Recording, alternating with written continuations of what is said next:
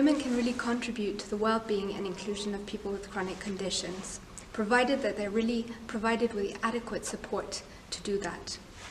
Employment is important for people with chronic conditions for many reasons. Firstly, it minimizes the negative financial impact of chronic illness. Secondly, it reduces the negative financial impact of chronic illness, and it minimizes risk of social exclusion and poverty.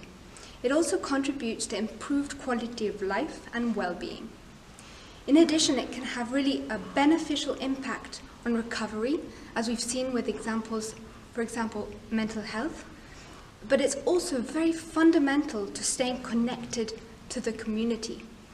And therefore, it's really quite clear that the human impact of good employment is really quite significant and needs to be considered in this kind of chronic care model that we're looking at within the CHRODIS joint action.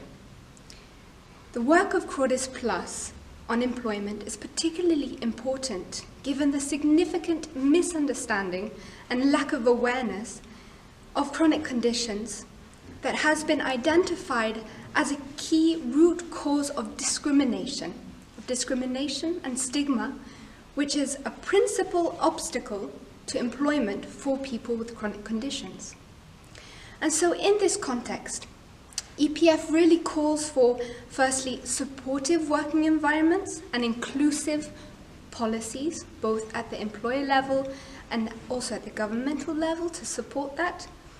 Also, clear rights for people with chronic conditions in employment, because this is still not the case across different European countries. And thirdly, increased awareness and better understanding so that the discrimination factor is not there anymore. And so therefore, for all this to happen, we really need cooperation across policy areas and sectors, such as the health, the social, the employment, the education, we can't forget, because that's very important to actually accessing employment. And finally, the financial and economic sectors. Everyone needs to talk to each other to be able to actually move forward on this.